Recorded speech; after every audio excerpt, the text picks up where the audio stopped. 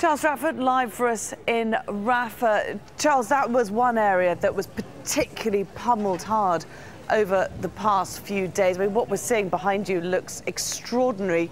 Show us around there. It's quite incredible, Laura, what we're seeing here.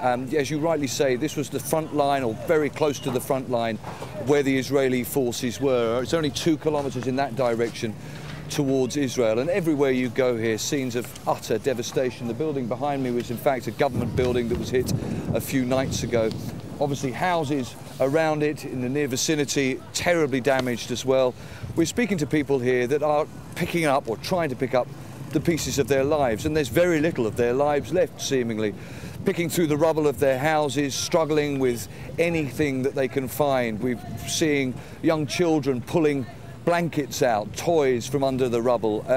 This area was particularly badly hit. There were a number of airstrikes last night here. 2 children were confirmed dead. There was also a lot of tank shelling. Other people we've spoken to saying, well, where are we going to go? We hear that there are tens of schools available here in Rafah, but they're all full.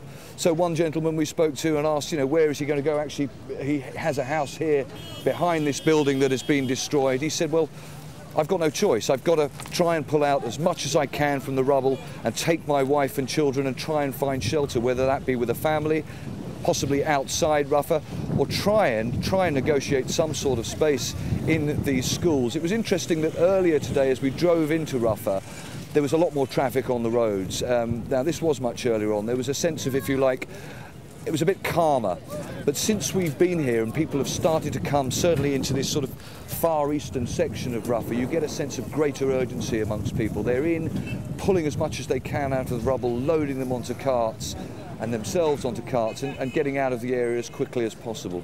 Absolutely. OK, Gazans are rather suspicious, as one would expect, that the ceasefire's going to hold. Charles, thanks very much for bringing us the scene there from the south in Rafah. Let's now go to the north. We can join our correspondent Imtiaz Tyab. He's in Beit Hanoun. Imtiaz, massive destruction there as well, as people return back to their homes to try and salvage what's left.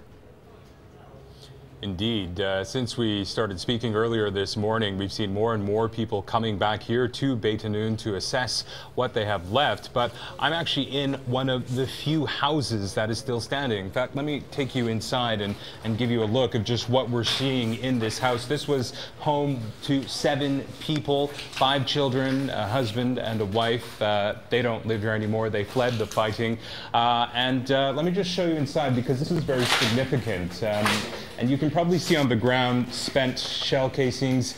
You can see some other sort of paraphernalia. And really what we understand and what people have been telling us here in this area is that this room was occupied by Israeli ground forces for a pretty significant period of time.